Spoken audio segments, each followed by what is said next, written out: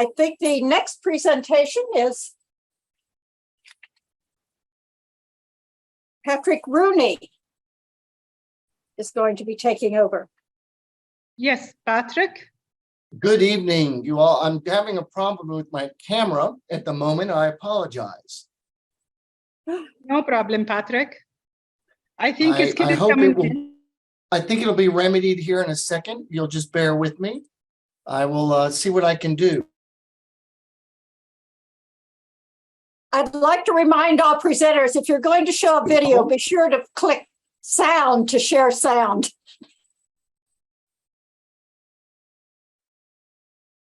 Very good then. Let's see if I can make this work now. I'm not sure, but I'm going to keep trying here.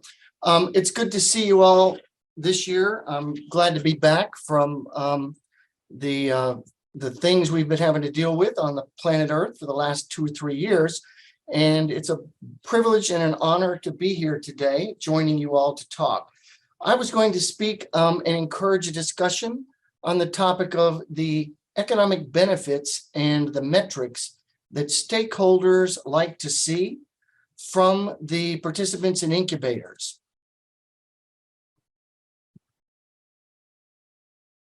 So, hold on a second to see if I can get the video to come up. I don't know why I'm having a problem. It always works. Can you check? Yes, good. Oh, Patrick, finally. Thank Yes. you. Well, that was a long delay. So let's just, if you don't mind, Dr. Hernati, what I plan to do is put up that slide deck. And then maybe what we could do is talk a little bit about, I'll be brief and to the point, encouraging the discussion from the others here in the meeting, if that's okay with everyone.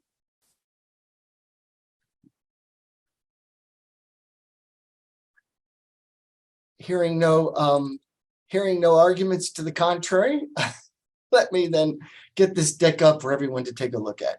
The very beginning of the deck is just going to be a brief overview of our incubator accelerator program here.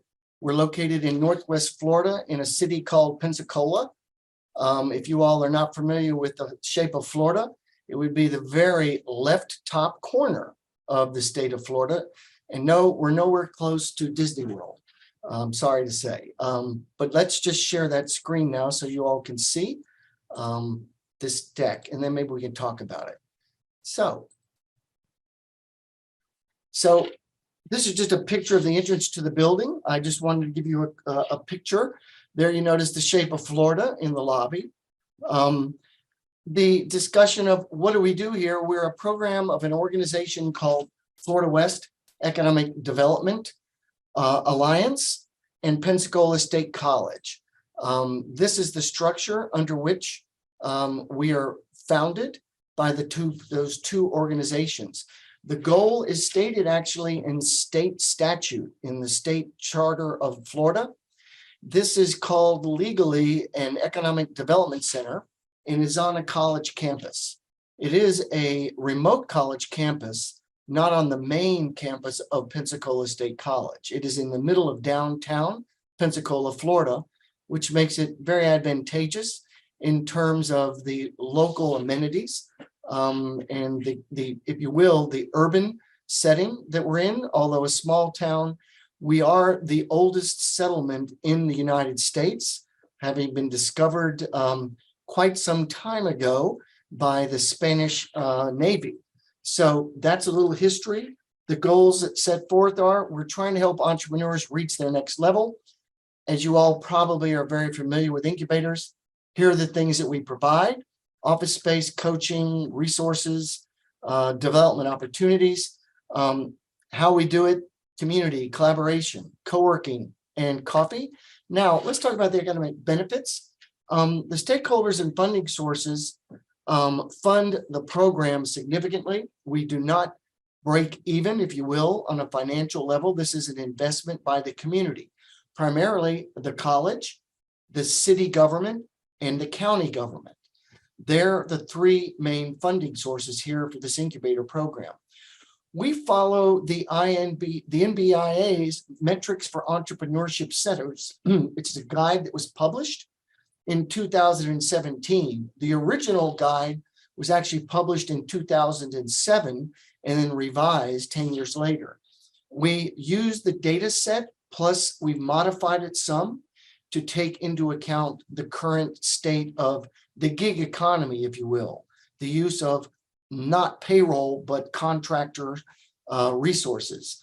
The next step we do, and I'll show you the data capture set in just one second, we take this data and we share it at the summary level with the University of West Florida's Haas Research Center. They can then calculate the economic impact of the results of these metrics that we capture. That is a fairly nominal cost to us. There is a much higher cost of about 3 or 4 times more money. They take each individual startup firm and they take the metrics for each firm by the NAICS codes, which are the industry categorizations here in the US. And those codes then drive different multipliers. So they get a much more accurate calculation of the economic benefits. This is what the data set looks like. I don't know if you all can see it, but Dr. Renati will have this deck available, I believe, for participants and attendees in the conference. So we track full-time employment, part-time employment. We also track contractors. In the US, a lot of companies have gone to not putting people on their payroll. This avoids certain payroll taxes. It also avoids the compliance rules for providing other benefits, such as healthcare insurance, such as retirement, and other such costs. Very common in the startups in America that are very cost conscious until they get to a more stable and mature level of revenue and profitability.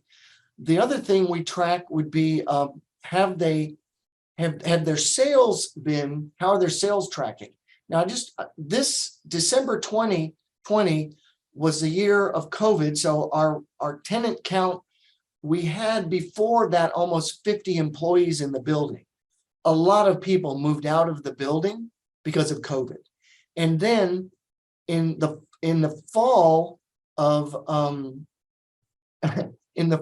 2020, we also had a hurricane that closed our building due to damages. So these are just some metrics that were really influenced by both the COVID and the hurricane in the area here. The key thing I point to you is from the stakeholders' point of view, they want to know, where are the payroll dollars, where are the contractor dollars, and where are the revenues coming from? One of our requirements to enter and stay in the program is that they must generate over 51% of their revenue from outside of the county. This is one of the most fundamental definitions of economic development. The latest research in understanding local economic development version 2.0 from some academics and researchers in the US is that importing wealth is the key definer of economic development activities. So the goal here is, are we importing wealth by sales generated outside of the area?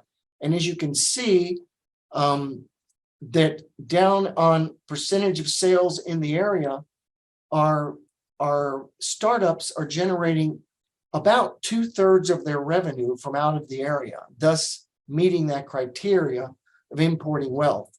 So I'm curious to know what other people use in terms of gathering metrics and how much influence the stakeholders and funding sources have in terms of what data they would like to see. So I'll open up the discussion if that's okay. You've got a minute and a half for discussion, if anyone wants to.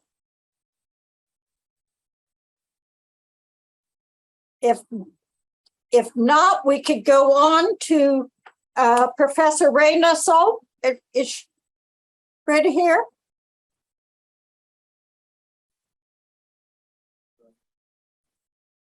Did she join? No, can you, I think it's the Kevin is there and Professor Mahmoud It should Oh, be Kevin, there. is Kevin here? Then Kevin, we will go to Kevin. Kevin is chatting with me. I don't know. He told me, I don't know who's raising hand. Can you check who's raising hand? It's this one. Take it out. Yes. Okay, so who is I here? think Kevin coming in. I think. Yes, go ahead, Kevin. Beverly, Kevin, have 20 minutes because Professor Ron, it's not answering us. Maybe Okay, something is happening. Yeah, no, I was listed as I wasn't as a panelist, and so I was trying to raise my hand to say, hey, I'm here. I'm That's here. our apology because we are restricted to enter the people. Then we see you you write the name of your company. No problem at all. Yeah, no. Yes. Welcome. well, Well, welcome anyway. Yes, Yeah, good morning. Thank you for or I should say good afternoon from Austin, Texas. Thank you for this opportunity. I'll go right straight into presenting. I appreciate this opportunity to share with you. Part of what I'm going to talk about in the context of innovation is what I call the Austin model. I'm here in Austin, Texas, and I'm one of the Austin ecosystem leaders, entrepreneurial ecosystem leaders, have been an entrepreneur in the Austin area since 1994. And the model is really different. And I think it speaks to the idea about what brings us all together today. And I want to actually make sure that I share about that. First and foremost, first, I want to tell you a little bit about Austin. You might have read this before, that all of a sudden, somehow Austin, Texas, which used to be a university town when I graduated from engineering school here years ago, became the biggest boom town in entrepreneurial ecosystems. Some lists have actually had us at the top. Some would actually have us be even more entrepreneurial than Silicon Valley in this day. I'm not trying to take away from Silicon Valley in that there are things you can only do in Silicon Valley in the world, but I think that there's something that's really interesting to look at, and it doesn't stop at the border of the city of Austin. It actually has implications across the world. First off, we come from a culture that's a musician-led culture historically. There's a saying that says, keep Austin weird. We celebrate the individual. And part of the thing that I think is interesting is that the culture that I'm about to talk about comes out of this, the musician helping musician build their practice. A tech entrepreneur like myself who worked for Steve Jobs at one of his startups called Next, straight out of college, fell in love with the idea of technology startups and the whole idea of working back and forth, in technology in Silicon Valley. But I came back to Austin because of this culture. And I want to set a context. So we've all heard this first quote that the future's already here. It's just not widely distributed yet, from science fiction writer William Gibson. My corollary on that is that all the world's problems have already been solved. It's just a matter of connecting the entrepreneur with a solution to the market with a problem. Invention happens locally, but innovation is a social construct that happens cross-border, cross-culture, in many different ways. And from this idea that I'll talk about, we've built, our vision is a world of shared prosperity where, each individual place has its own unique insight, style, culture, frame, that sort of stuff.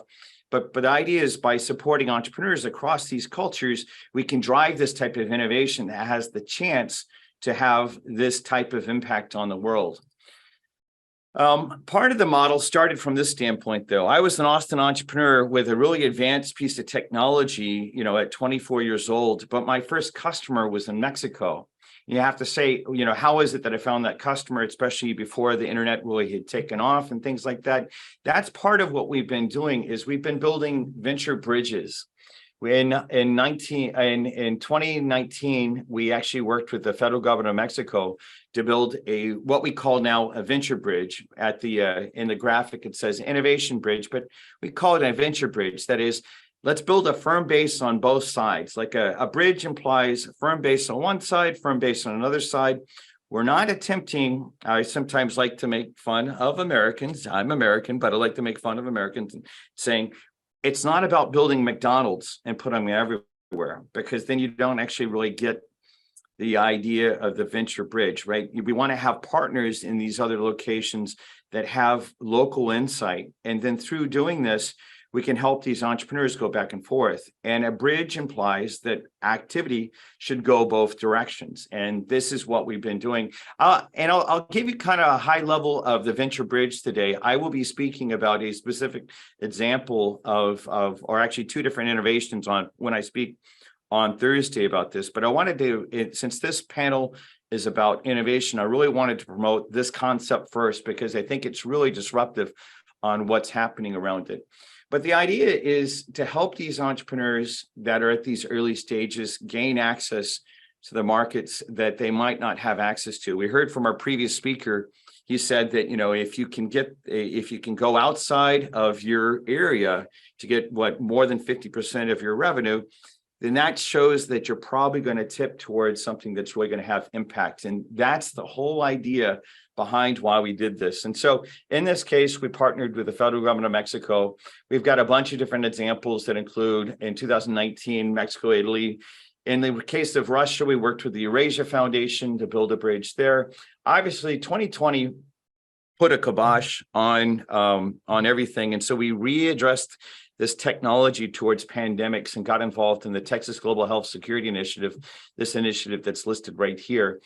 But in 2021, working with the Hungarian government, launched a venture bridge between Budapest and Austin, Czech Republic in 2022, and now have activities happening with JETRO, which is the Japan Trade Organization in Japan, and then in Central America as well, on top of not just focusing on Mexico, but other countries in Central America. We've had quite a few of these bridges. The truth be told, there are several flags that are missing from this list in that my personal travels over the last 6 years, including the last year and a half of COVID holding back a lot of activity, I was in 27 different countries. And the whole idea about this is we're truly committed to this idea on working with other incubators in other places to discover what is the talent. We almost think of it as a talent agency, although it's about startups. What is the talent that are driving these activities, that are driving these different things? And so we want to discover talent, develop talent, connect talent to opportunity, and help it scale. And especially on these early stage companies.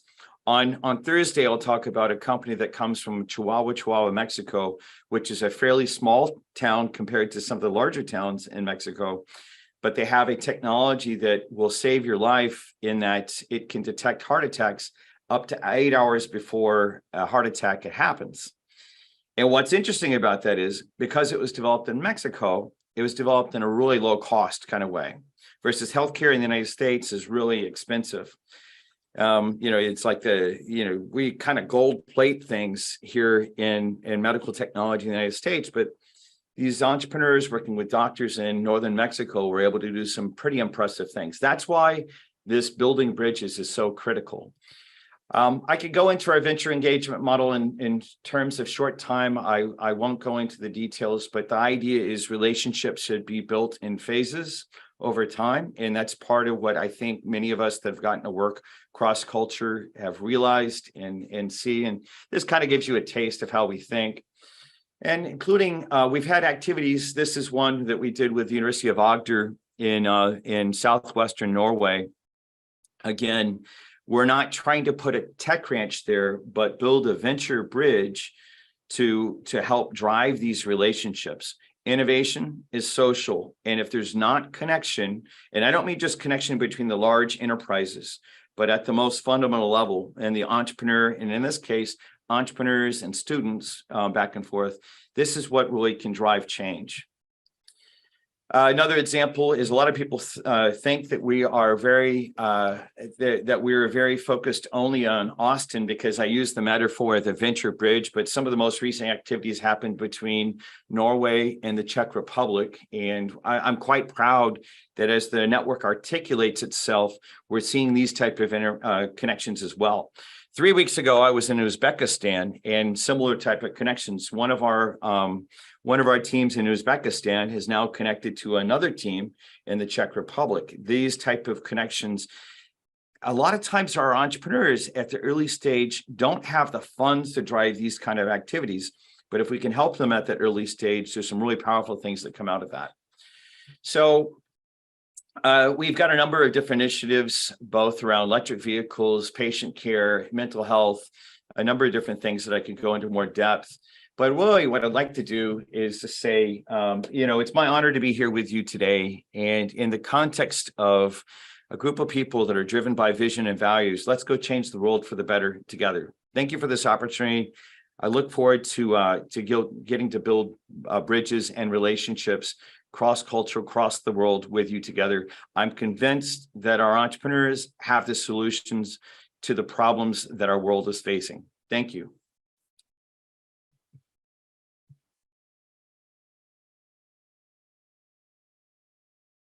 I can take questions if there's, I don't know, Professor Beverly, I see you speaking, but I think you're on mute. Is Professor Habib here? Professor I'm Habib. here. Yes, I'm here. I didn't know if you were in Bangladesh or where you were. Where are you? Now I'm in Bangladesh. Yes, yes. There you are. Very good. Do you want to see give me? Yes. Yeah. Are you in Bangladesh or are you in the US? And now I'm in Bangladesh, from my home country. Okay, very good. I'll let you give your presentation and then the ones that are here can exchange ideas since we've had. Sure. Yeah. How's that Thank you so work? much. Okay. Yeah, thank you so much. You have 20 minutes, Professor. Okay, sure.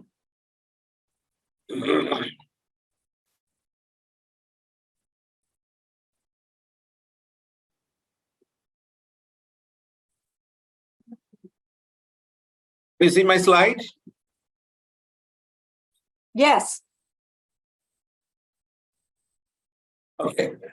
First of all, I'd like to give a special thanks to organizer to organize such kind of I use the massive organization of the global conference all over the world. So special thanks belongs to Dr. Hanadi and her team. And particularly, if you look very carefully in this conference, there are lots of issues is there: innovation, technology, artificial intelligence, entrepreneurship ecosystem, and so on. So my discussion as a practitioner's point of view, innovation towards the digital economy. In fact, I'm the academician, so I'm not sure that why I'm involved with the practitioner's role, but I like to talk about the academic perspective and what I have noticed from my observation. If you ask me about the digital economy, then I like to start it this way. Our digital technology, if you look very carefully, last 10 to 20 years, it has been expanded a lot. And now come to the question of how we can apply this digital economy in the online domain. And particularly during the COVID period, like the 2020 and until now, this period we understood that how we can involve with this kind of online domain. So digital economy can be divided into three components: e-business, e-business infrastructure, and e-commerce. So as we have some time constraints, so I don't want to go details the discussion, but what is our understanding is that our business, our infrastructure, and our commerce, everything should be the online mode. So what you said that electronically. And now come to the questions when you talk about the digital economy. So when it depends on the online mode, there's the other few issues will be there. And then if you think about the innovation in the digital innovation within the digital economy, then we have to think about the practice of implementing modern digital technology. In that case, we can think what kind of technology, like wearable devices, chatbots, Internet of Things, artificial intelligence, big data, blockchain, etc. To solve the business problems by optimizing the processes, improving the customer experiences, and delivering the new business models. I again remind you what I mentioned here. In a nutshell, you can say digital innovation is a practice of implementing our modern digital economy. So in that case, we have to apply our digital technological advancement. As we are talking about the technology within the digital economy, then we have to think about the internet, cloud computing, big data, fintech, and other new digital technological advancement are used to collect, store, analyze, and share the information. From the supply to the customer end, digitally and transform the social interactions in the social media. So now comes the question is what kind of media you have to prefer. It depends on the different country. There is a different one. So some places they are familiar with the Facebook, some of the places they are familiar with the Twitter, Instagram, LinkedIn. So it depends on that, how we have to interact with social media due to the digital economical condition. And I again remind you that when you are talking about the digital platform, you are talking about the social media, there is another vital issue is coming, that is a security issue. I'll talk about this issue later on. And if you look very carefully at digital transformation, as what I said, that if you come to our Asian countries, particularly the South Asian countries, you can see this one, our digital transformation was slow. So the last 10 years, it was not very going first. But fortunately, during the COVID period, we always mention one thing is that COVID is giving the one kind of opportunity for the South Asian people. So they start to think how they can cope up with this kind of digital transformation. So then everywhere they start this kind of platform to use the digital transformation instead of the earlier, analog transformation or the face-to-face transformation.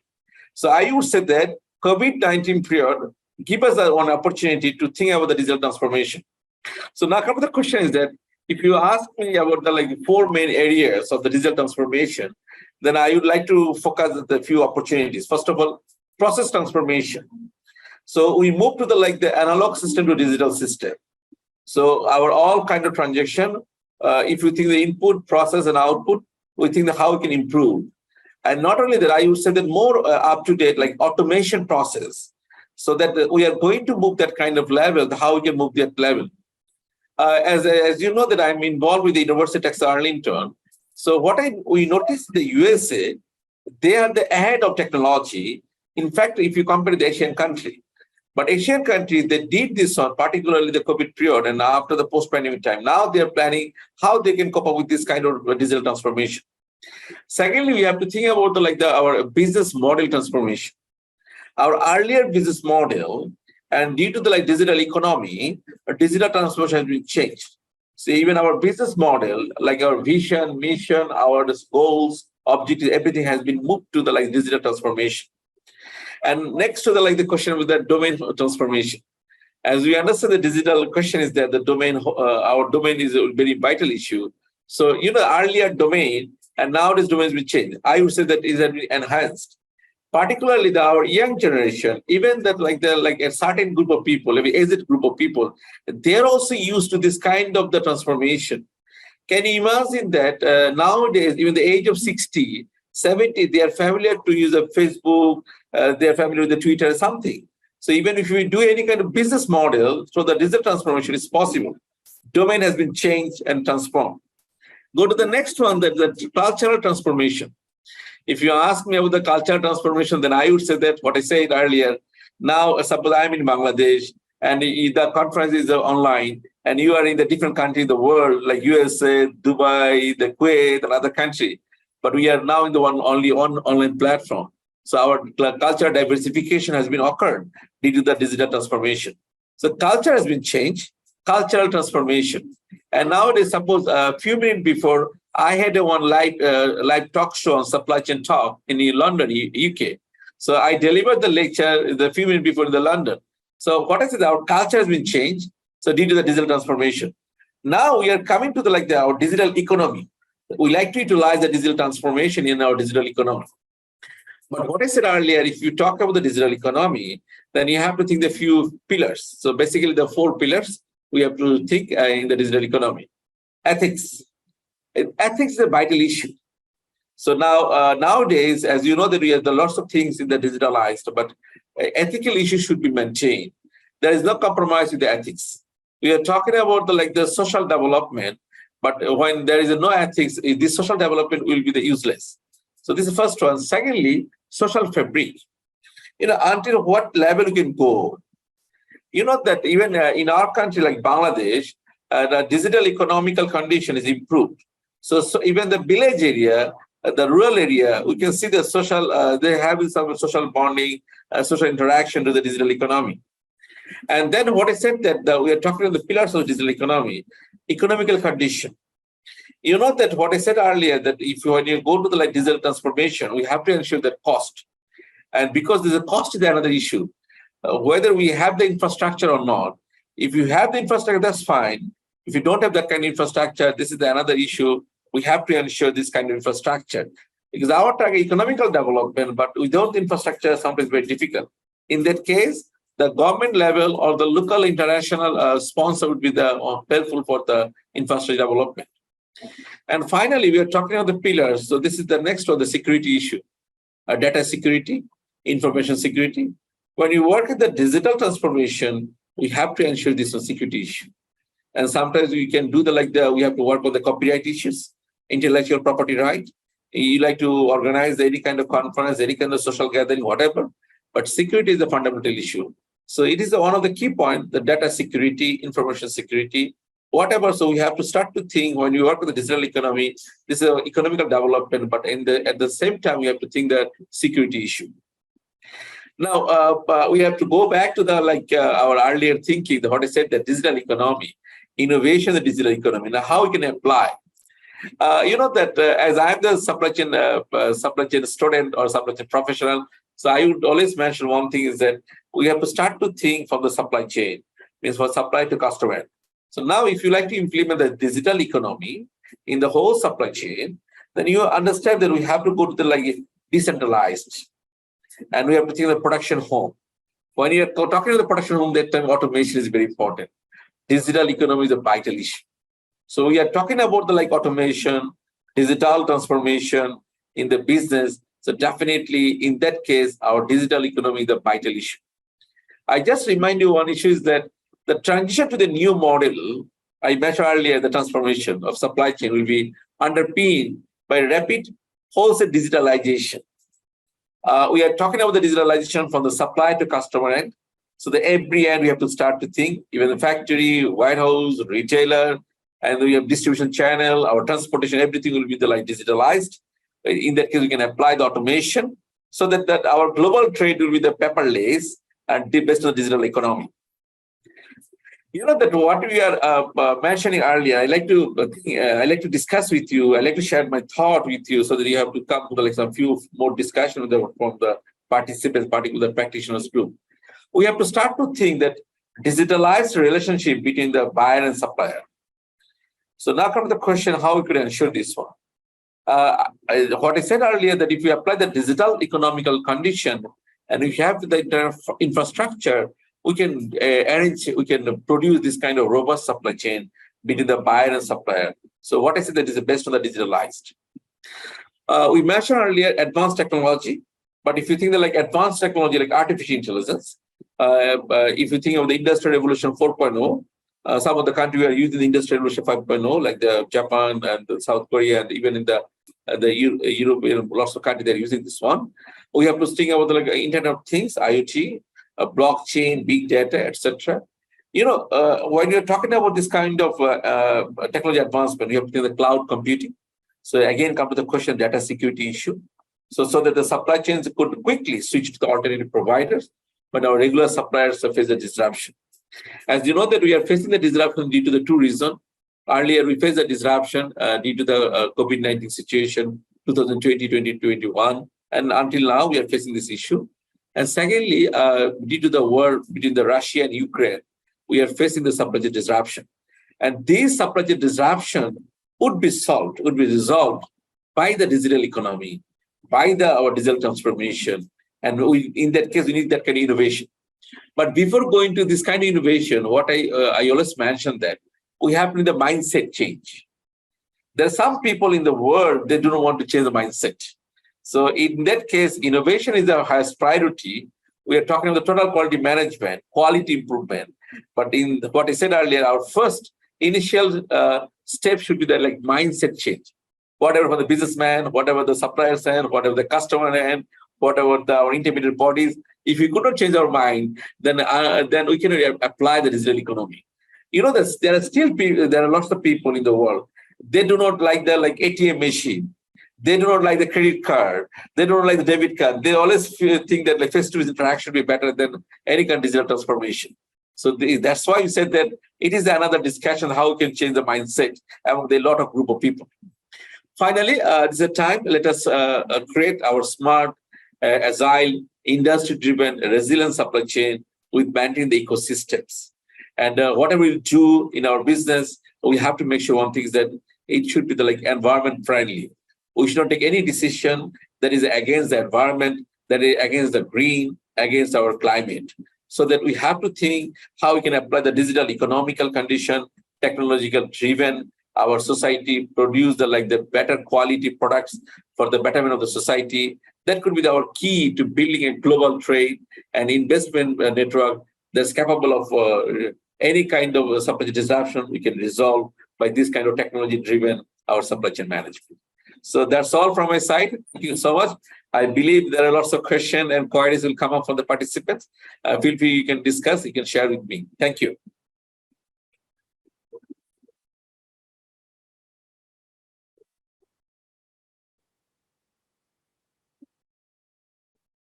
Thank you very much. Did Professor Beverly, I think Dr. Samira want to speak with Professor Ma'moon. Oh, yes. Yes, I have a question for Dr. Moman. Thank you very much for your presentation, but my question relates to automation, especially for any organization that's an old organization that accumulated a lot of papers and very much dependent on paperwork. Paperwork requires signature of so many layers for approval. So how do you see this can be improved by digital and automation? Thank you. Thank you. Thank you so much, Dr. Samira. I like to start that one, what I said earlier, mindset change. So if we could not change our mind, then sometimes it's very difficult to accept the technology advancement. We know that there are lots of paperwork. We know that there's a question of the signature. Why not? We can accept the digital signature, e-signature. So in that case, maybe we can apply some security issue. Even we can apply the double level security issue, so that at least we have to ensure that digital signature will be secured, will be maintained that the security policy. But again, come to the question is that the issue is that our mindset change. So there's some people that thought that we shouldn't accept the digital signature. That is very difficult. But what I mentioned earlier, sometimes the situation demands. Our COVID period, like COVID-19 pandemic time, we noticed that we should accept the digital signature. So if we could accept that kind of things during the COVID time, why not? We can apply these kind of things during the automation process. And I would say that if we could not approach this kind of automation process, sometimes very difficult to improve the whole society. So society development depends on the automation, no doubt, but we have to be that kind of acceptance level. And I believe that day by day, we can go to the more security policy. We can actually more data security so that at least we can get some acceptance level. We know that it is not possible to go to the upper standard at the initial stage, but that is our ultimate target, how we can improve that kind of standard. At least we can maintain the security so that automation will be the smooth way you can proceed. Thank you. Professor, would you stop screen share so we can get everyone's picture on? Yes. That's good. So you can raise your hand if you would like to make a comment now. Anyone, you can open your mic, ask a question of Patrick, ask a question of Kevin, ask another of Professor Habib. Or would you like to quiz each other? Now plan to talk. Go ahead, Patrick. Yeah. I'd like to ask a question of Kevin. Maybe I missed this, but Austin, just being west on Interstate 10, several hours from here, how are you all funded at the tech grants? I'm just curious. So the Austin, we're actually a privately funded model. We were Austin's first privately funded incubator. Now we partnered with a lot of different organizations, including the Austin Technology Incubator, which is part of the University of Texas system. But our funding was 100% private. Now, as a technology entrepreneur before launching Tech Ranch, I did come to the table with a handful of resources that gave me the freedom to launch this. But in our earliest stages, all the way back to 2003, part of what happened is when I had the vision of what was possible with these venture bridges, one of the first connections was with the Chilean government. There was a senator who was a presidential hopeful at the time in Chile who saw the idea behind how to build these bridges. And I mean, he reflected that same thing. And so part of what happened is we were able to quickly launch into a way of driving that back and forth. In fact, that work for anyone that's familiar with the Startup Chile process or the Startup Chile program that launched at the end of 2009, beginning of 2010. In some circles, I'm seen as the proto-entrepreneur of that program because of the work that we did with it not being about, well, I don't know if this gives an idea. Maybe I can go into more details, but maybe that answers your question, Patrick. It does. Thank you. Other comments, questions?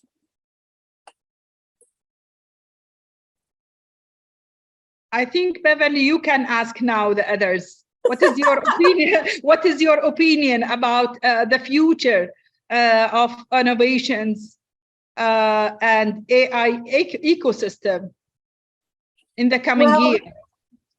Well, that was one of the things that I ended my presentation with. What I saw as the future of it is that I think there's going to be definitely more innovators coming on board. As we know, the population is increasing, so therefore there's going to be probably a commensurate number of innovators. I see you have your hand up, Professor Abid. Yes. Thank you. I'd like to add the one thing as you are talking about the innovation. I just compared the few facts so that you can understand. So suppose our South Asian country like India, Bangladesh, Pakistan, Nepal, Sri Lanka, if you come back this area, basically we are the behind of the technological advancement if you compare with the 2010 or 2000. But we are very fortunate, particularly in our country, Bangladesh, under our current Prime Minister leadership, we improved Bangladesh, like we call it now digital Bangladesh. Now, can you imagine that about that 80% people, they're capable to do the digital transaction, financial transaction, even in the village area. So this very interesting thing is that nowadays they're using the smart device, even the low-income people, like those are working in the housekeeper, those are working in the living cost is very low, but they are familiar with this kind of digital innovation. And it is the one kind of key point that in future, maybe I believe that our innovation will be there, but definitely there is a few other issues. What you said earlier, if you think about the environmental issue and climate issue, then we have to think, because there is some of the sustainability condition, we have to think the environment as well. So sometimes it's good in terms of the digital transformation, paperless works. So there will be no analog system, no paper. So it is good for the environment. But question is that what the earlier mentioned, that our mindset change. Some people, they don't want to cope up with this kind of culture. So this is another issue, another discussion is that. But we believe there is lots of opportunity of the innovation and creativity and digital transformation, even in this kind of developing country. So, and as you know that I'm also involved with the Malaysia, as I'm the visiting professor there. So what we notice that even that some circumstances, this country like the India, Bangladesh, South Asian country, they're better than the other country in terms of digitalized, because there were lots of people, what you said, so lots of potentiality, and they can lead that technological advancement, and they can apply this one. So I believe that there is lots of opportunity in this kind of country. Thank you. Kevin, you had your hand up. Yeah, I just wanted to actually ask more generally to everyone, given that our model is fundamentally about collaborating. I'd like to make sure if it's appropriate, I'll share my LinkedIn, but I don't know if there's a best way to follow up just to say, we'd like to have the opportunity to collaborate with other incubators and partners out there. And I think that the frame of the conference, if there's a way of more appropriately doing that, I would gladly receive connections and talk about how we can create this lattice of bridges across the world. In my view of the innovation, a lot of what we can do, even in different levels of development, is create connections that then help lead people on both sides of the connection. Now, that being said, not just looking at one point-to-point connections, I'm hoping to go farther than that. If there's anyone that like that, know that I'm very open to those kind of connections. Me too. I'm with you. I will share right there is my LinkedIn, and then this is my email. If anyone would like to have a follow-up conversation about that, I'd be very honored to do that. On the global, if you go in through global, you can contact the other people, and send messages to them. Sounds great. I've asked my assistant to one of the downsides to my background is I'm dyslexic. So a lot of times I'm working through my assistant on certain things, but I will do my best on that. You can do that. Okay. Did you have another comment? You still have the hand up, Dr. Habib, and I just wanted to make sure. Did anyone else have anything before I say too much? Is one of the things that I think that the difference between innovators and entrepreneurs is one of the things that sort of fascinates me, because they're slightly different, because the innovator is the one who wants to create something, and the entrepreneur is the risk taker who wants to make it successful. Is the way I have always sort of looked at those two different ones. For example, you had the McDonald's brothers came up with the idea of fast food restaurants, but it was Kroc who made McDonald's successful around the world. So one was able to take it going along with it. And one of the things I'm curious to know with you who are involved in this, people who are both innovators and entrepreneurs, do you think that's a unique combination? Do you think that's more common, or do you think it's more common that there's innovators and there's entrepreneurs? I'm curious. In my experience, one of my advisors and friends, Dr. Metcalf, actually says it this way. He says, invention is a flower and innovation is a weed. And I love that simple metaphor. If we look at most of the companies out there, even Tesla is a great example. Tesla was started by two inventors. It wasn't really started by Elon Musk, even though Elon Musk gets most of the credit for that organization. I do think that there's a certain set of style of thinking that we see at the initial stage. And now the key thing that I would make the distinction around is looking at the inventor, the engineer versus the innovator, because I think there might even be a three-way distinction: inventor, innovator, and entrepreneur. I have some theories about this, just because a lot of times what our work is to do is to help the engineer transform into the entrepreneur, or to help the scientist transform into the engineer, transform into the entrepreneur. That's not always a gentle process. And a lot of times it's easier, is spoken about in the E-Myth, the book, the E-Myth, to actually bring a team around that individual versus trying to transform them. Yeah. I'll get to you in a moment, Patrick, but I just want to respond. I've worked with a lot of inventors who think it's they've created the most wonderful thing in the world. But then you go, what's the use of it? What's the purpose of it? Will anyone buy it? And they're really questioning it. But I think Patrick is going to want to say something, because an incubator is really designed to hopefully help the innovator become an entrepreneur, right? That is absolutely correct. I really like Kevin's metaphor on weeds and things. That's really kind of cute. I guess to me, as a serial entrepreneur, even at this point in life, I'm really pleased to have joined the team in my 11th startup just last month. It's in blockchain tech and in MarTech. And I stay energetic because of innovators who appreciate that I have built many businesses. Besides working as the director of entrepreneurship of this incubator, it's not full 40-hour-a-week position. It's 32 hours a week. So I still have time for other startups. But I think I would just sum up and say the E-Myth is a great reference point, because when creative people decide that they really don't like working for people, when they decide I could do that better, that's the path to a real learning opportunity.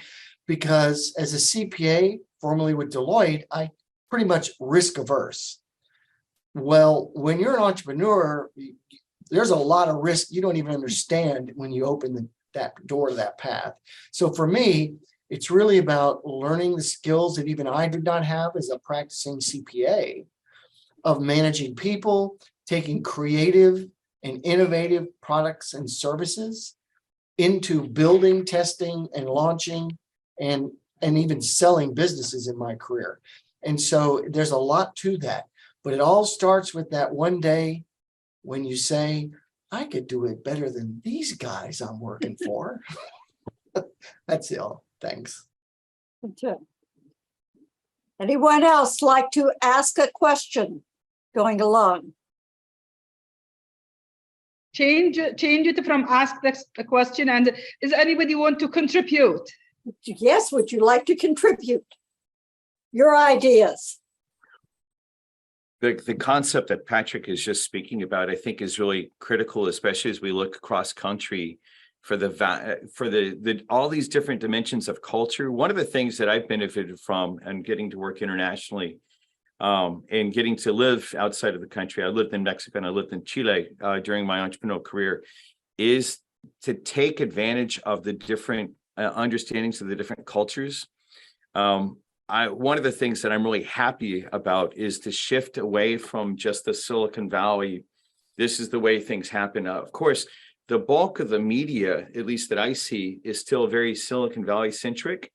And I think that sells us short on what we might be able to do on helping entrepreneurs transform, or, helping the scientist or the engineer transform into the entrepreneur. Because, if all we're talking about is Mark Zuckerberg or Elon Musk, and we're really missing what's possible. And that's where this multi-dimensional, multicultural approach really can inform something much deeper, especially in the context of innovation that we've been speaking about. One of the things Dr. Habib said was we talk about society. Yeah, and I think I'd like to add something, as you're talking about the Elon Musk a few times, that Twitter and other issues. When you work in the multicultural, that is very easy to do the innovation. Suppose when you work in when I'm working in the University of Texas Arlington, what we are doing, international students, particularly those are coming from the different countries, like China, like India, like the Korea, particularly the Asian country, we notice that they have lots of innovation. Unfortunately, when they're working in their own country, they are not getting the support, they are not getting the infrastructure. But when they're getting the infrastructure, when they're getting the full support from the university, they did the lots of innovation. And when we can create some industry affiliation for their ongoing research project, definitely they can add the more values. So it seems to me that what is my understanding, as I'm the Bangladeshi nationality, so what is my understanding, my approach is that we are trying to do this one thing, is that more connectivity, more networking among the different group of people, the different multinational countries. So multi-countries, multi-continents, multicultural. So, and I believe that if we could continue this kind of initiatives, that will add more values to the society. Because innovation will come up by the brainstorming, by the discussion, cross discussion, like intellectual discussion, experts' opinion, practitioners' opinion, academic discussion as well. So I believe that this kind of conference would be the one kind of initiative for the next innovation, most creativity. Suppose today I interact with Dr. Kevin, Professor Patrick, and other people. So maybe we can connect, and maybe when we are visible in the LinkedIn, so our group of students, our group of connected people, they are familiar, so they can apply this kind of platform to the interaction. And we have to encourage this kind of initiative, networking issues, and because our ultimate at the end of the day, how can contribute to the society. So when you have this kind of mindset to like to contribute to the society, there is a country doesn't matter, that culture doesn't matter, the color doesn't matter. Matter is in our mindset. We like to add the values to the society by our innovation and creativity. Thank you. Yes, I was going to say a countryman of yours through the microfinancing won a Nobel Prize from Bangladesh. And yes. And that was one of the things that's creating the ecosystem. I mean, that was an attempt to help an ecosystem for small entrepreneurs to develop their system. I think that microfinancing was a good example of an innovation that went a long way towards creating a lot of successful entrepreneurs in Bangladesh.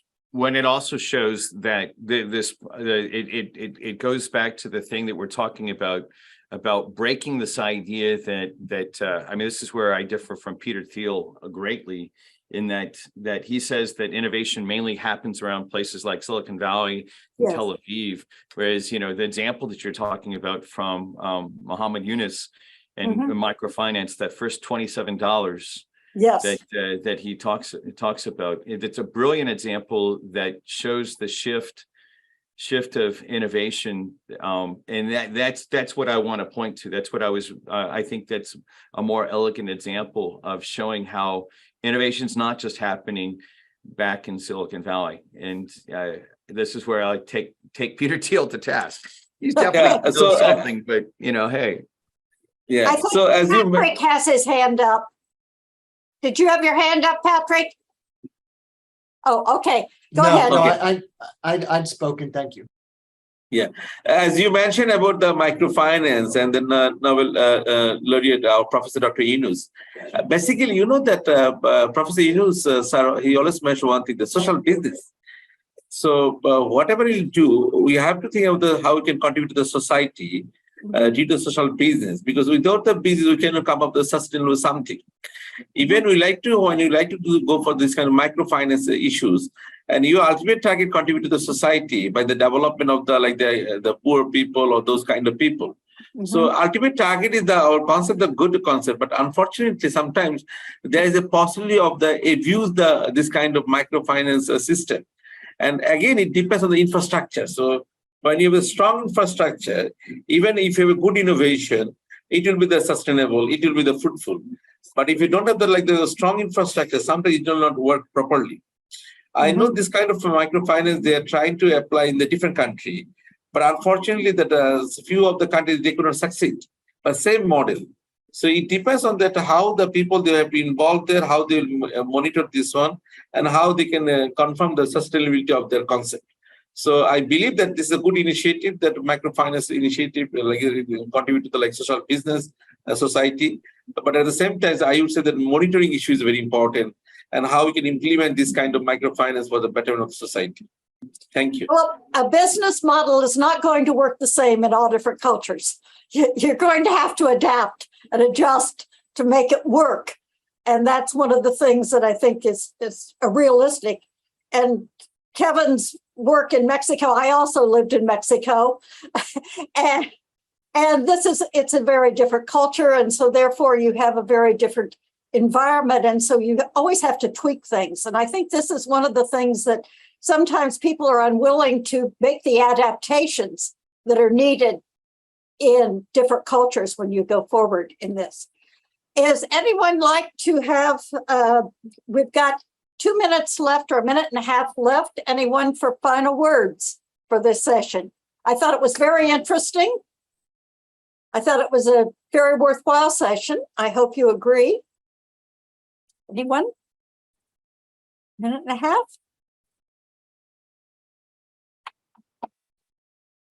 I think David is ready to deliver the mic from you, Beverly. Okay, David. that's fine. Thank you so much, Beverly, and all the speakers for your presentations and for your value-added information. Well, thank you, Hanani, for putting this together. You're wonderful. Thank you, Professor. And I will say, Hanani and I did a couple of presentations on incubators ourselves a few years back. Yes, yes. Thank you so much. Thank you so much. Thank you. Thank you so much. Thank you, Professor Ma'moon. Thanks, Patrick. But